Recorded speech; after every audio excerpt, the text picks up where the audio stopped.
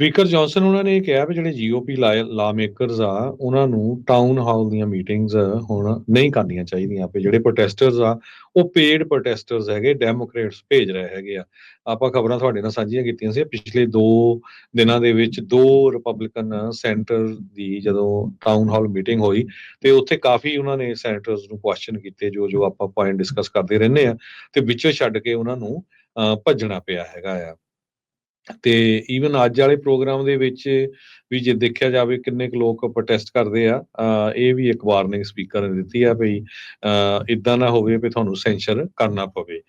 Trump ਉਹਨਾਂ ਦੀ ਜਿਹੜੀ trade ਵਾਰ ਆ ਇਹ ਇੱਕ ਬਹੁਤ ਵੱਡਾ ਇਕਨੋਮਿਕ ਗੈਂਬਲ ਹੋ ਸਕਦਾ ਹੈ। ਨਿਊਯਾਰਕ ਟਾਈਮਜ਼ ਨੇ ਅੱਜ ਲਿਖਿਆ, ਵਾਲ ਸਟਰੀਟ ਜਰਨਲ ਇਹਦਾ ਜੋ ਲਿਖਿਆ ਸੀ ਵੀ ਡਮ ਆਈਡੀਆ ਹੈਗਾ, ਤੇ ਉਹੀ ਕੈਨੇਡਾ ਦੇ ਪ੍ਰਾਈਮ ਮਿਨਿਸਟਰ ਜਿਹੜੇ ਜਸਟਨ ਟਰੂਡੋ ਆ ਉਹਨਾਂ ਦਾ ਅੱਜ ਜਿਹੜਾ ਭਾਸ਼ਣ ਸੀ ਬਹੁਤ ਹੀ ਵਧੀਆ ਸੀ, ਤੇ ਉਹਨੂੰ ਲਗਭਗ ਸਾਰੇ ਦੁਨੀਆ ਦੇ ਮੁਲਕਾਂ ਨੇ ਸਾਰੇ ਮੁਲਕਾਂ ਦੀ ਦੁਨੀਆ ਨੇ ਉਸ ਨੂੰ ਪਸੰਦ ਕੀਤਾ ਹੈਗਾ।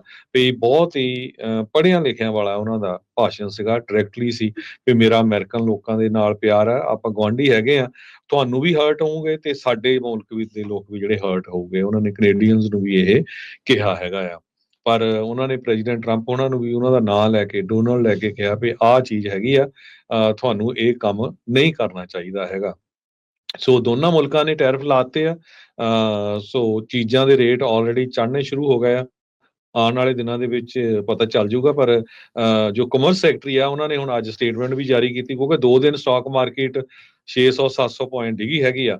ਹਾਲਾਂਕਿ 2 ਸਾਲ ਪਹਿਲਾਂ ਇੱਕ ਵਾਰੀ ਪ੍ਰੈਜ਼ੀਡੈਂਟ ਟਰੰਪ ਉਹਨਾਂ ਨੇ ਟਵੀਟ ਕੀਤਾ ਸੀ ਵੀ ਜੇ 2 ਦਿਨਾਂ ਦੇ ਵਿੱਚ 1000 ਪੁਆਇੰਟ ਤੋਂ ਵੱਧ ਸਟਾਕ ਮਾਰਕੀਟ ਡਿੱਗ ਜਾਏ ਤਾਂ ਪ੍ਰੈਜ਼ੀਡੈਂਟ ਨੂੰ ਰਿਜ਼ਾਈਨ ਕਰ ਦੇਣਾ ਚਾਹੀਦਾ ਹੈਗਾ। ਇਹ ਉਹਨਾਂ ਦੀ ਆਪਣੀ ਟਵੀਟ ਸੀਗੀ ਉਸ ਟਾਈਮ ਦੇ ਉੱਤੇ। ਸੋ ਹੁਣ ਦੇਖਦੇ ਆ ਜੋ ਜਦੋਂ ਉਹ ਐਡਰੈਸ ਕਰਨਗੇ, ਰਿਜ਼ਾਈਨ ਵਾਲਾ ਤਾਂ ਕੋਈ ਚਾਂਸ ਹੀ ਨਹੀਂ ਆ, ਉਹਦਾ ਤੀਜੀ ਟਰਮ ਭਾਲਦੇ ਆ ਹਰਜੋਤ ਸਿੰਘ ਜੀ। ਜਦੋਂ ਐਡਰੈਸ ਕਰਨਗੇ ਕਾਂਗਰਸ ਨੂੰ ਕੀ ਹੁੰਦਾ ਹੈਗਾ। ਪਰ ਜੋ ਟੈਰਿਫ ਲੱਗਿਆ ਖਾਸ ਕਰਕੇ ਆਪਣੀ ਗੁਆਂਢੀ ਮੁਲਕਾਂ ਨੂੰ ਲੈ ਕੇ, ਤੇ ਉਹਨਾਂ ਨੇ ਵੀ ਐਨ ਪੂਰਾ ਤੋੜਵਾਂ ਜਵਾਬ ਦਿੱਤਾ ਹੈਗਾ। ਸੋ ਉਹਦਾ ਅਸਰ ਅੱਜ ਫੇਰ ਸਟਾਕ ਮਾਰਕੀਟ ਤੇ ਕਾਫੀ ਜ਼ਿਆਦਾ ਪਿਆ ਹੈ।